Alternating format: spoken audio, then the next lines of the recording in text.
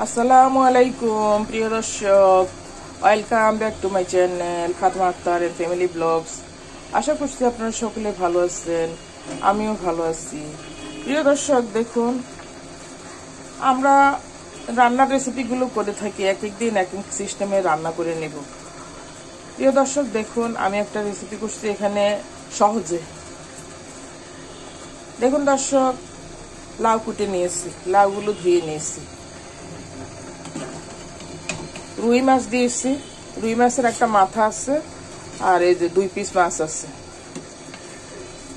প্রিয় দর্শক, আমি লাউয়ের সাথে পানি দিয়ে দিয়েছি পরিমাণ মতো, সিদ্ধ হওয়ার মতো।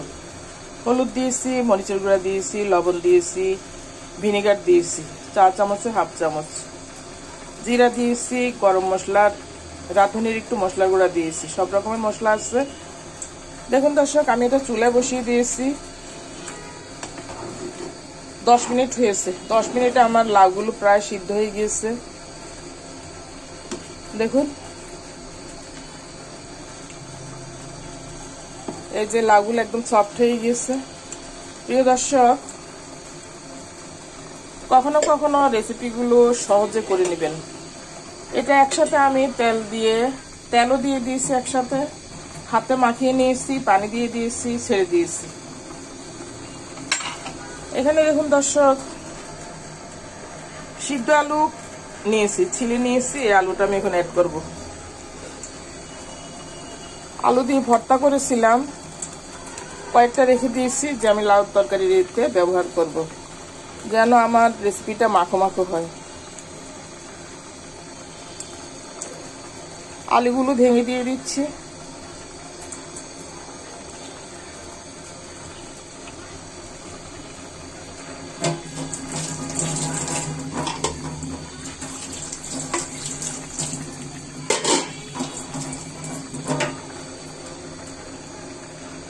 দেখুন, এটা একটা সহজে টেস্টফুল একটা রেসিপি।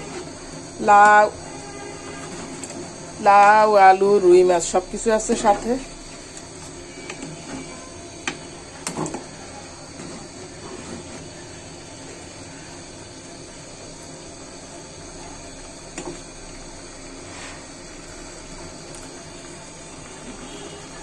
রেসিপিটা খুব পারফেক্ট হয়েছে এবং টেস্ট হয়েছে। আর একটু বাড়িয়ে দিব চুলাটা,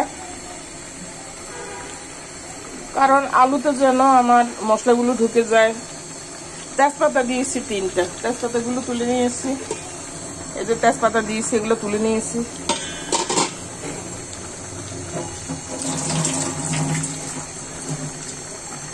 লাউ তরকারিটা ভালো সকলের জন্য, লাউ রেসিপি ভালো। কখনো মাছ কষিয়ে নিবেন তেলে, আবার কখনো মেখে বসিয়ে দিবেন। আমি মাছটা আগে কষিয়ে নিই সবসময়, কিন্তু 1 দিন আগে একটা তরকারি করেছি, বসিয়ে দিয়েছি একসাথে, দেখলাম যে রেসিপিটা খুব টেস্ট হয়েছে। একটু ভিনেগার দিয়ে দিবেন, লাউটা তাড়াতাড়ি সিদ্ধ হয়ে যাবে।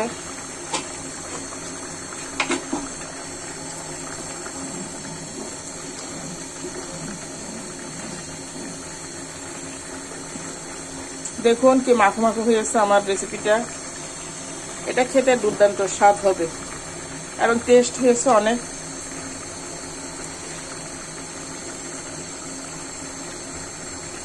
টেস্ট হয়েছে। আমি এটা বসিয়ে দিয়ে ঘরে চলে গিয়েছিলাম। ঘরে গিয়ে ইউটিউবের খবর দেখছি, আবার কিছু শর্ট দেখেছি। এখন রান্নাঘরে আবার আসলাম, ভাবলাম যে একটু কষ্ট করি, একটু একটা ভিডিও তৈরি করি সহজে।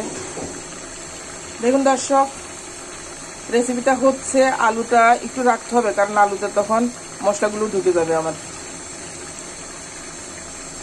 প্রিয় দর্শক, অনেকেই তাদের সব রেসিপি হাতে মাখিয়ে বসিয়ে দেয়। ওই রেসিপিগুলো ভালো, ওগুলো তেলে কষানো হয় না, তেলে ভাজা হয় না, পোড়া হয় না। তাই মাঝে মধ্যে এমন করে সুন্দর করে সহজে রেসিপি করে খাবেন, যেটা আপনার স্বাস্থ্যের জন্য খুবই ভালো। এই মাছগুলো অনেক ভালো, সাথে একটু ভিনেগার অ্যাড করবেন, তাহলে দেখবেন অনেক টেস্ট হয় যে কোনো তরকারিতে। দেখুন আমার হয়ে গেছে মাছগুলো সুন্দরভাবে।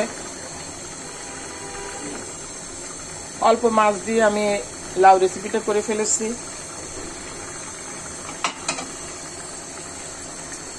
সহজে এমন করে লাউ রেসিপি করে খাবেন, যেটা স্বাস্থ্যসম্মত এবং হেলদি, পুষ্টিকর। লাউ মানুষের শরীরকে ঠান্ডা রাখে, আবার হজমের সহযোগিতা করে। আমার আব্বা বলতো যে লাউ হলো ভেস্তি ফল, মানে এটা লাউটা ভেস্তে আছে। আমাদের বাগানে অনেক লাউ হতো, বড় বড় এবং টাটকা লাউ আমরা খেতাম। আমরা তো এখন বাজার থেকে আনি, দেখা যায় যে কোনো লাউ একটু শক্ত হয়, কোনোটা নরম হয়। আজকের লাউটা নরম আসছে, টাটকা লাউটা আরো টেস্ট, চিংড়ি মাছ দিয়ে অথবা যে কোনো মাছ দিয়ে। আসুন আমরা মাঝে মাঝে হাতে মাখিয়ে রেসিপি করে খাবো। প্রিয় দর্শক, ভালো থাকুন। দেখুন আমার রেসিপিটা হয়ে গিয়েছে, আপনাদের জন্য রইল শুভকামনা। প্রিয় দর্শক, আমার রেসিপিটা ভালো লেগে থাকলে লাইক করুন, কমেন্ট করুন, আর সাবস্ক্রাইব করতে ভুলবেন না যেন। একটা সাবস্ক্রাইব করে রাখলে আমার রেসিপিগুলো আপনি সহজে পেয়ে যাবেন। দেখুন অনেক মাখো মাখো হয়েছে, আর নামিয়ে নিলে আরেকটু এটা বসে যাবে। মাছগুলো অনেক সুন্দর হয়েছে, আর এটা মাছের ভিতরে এভাবে হাতে মাখিয়ে বসালে মাছের ভিতরে একদম হলুদ কালার হয়ে যায়, মানে কোনো সাদা ভাবটাই থাকে না। শুভকামনা রইল আপনাদের সবার জন্য। দেখা হবে পরবর্তী কোনো রেসিপিতে। ভালো থাকুন দর্শক। আল্লাহ হাফেজ। আসসালামু আলাইকুম।